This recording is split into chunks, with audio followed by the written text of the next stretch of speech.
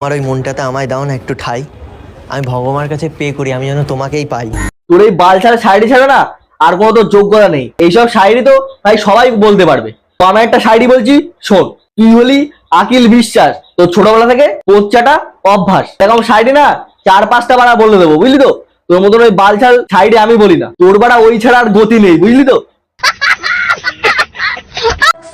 वादा करता हूँ माँ, एक दिन इतनी दौलत कमाऊंगा, नोट गिनने के लिए नौकर लगाऊंगा। তুই বেড়া পয়সা গোনার জন্য তুই নকার রাখিস গিয়ে, আর তোর মাকে এটাও বলিস সব মেয়েকে তুই জঙ্গলে নিয়ে গিয়ে লাগানোর কথা বলিস। লাগাবো এসব এসব কাকে মাখাবে? কার জন্য নিয়ে এসছো এসব? তুমি জানো এই মালটাকে কেমন চেনা চেনা মনে হচ্ছে না, কোথায় যেন দেখেছি বাড়া।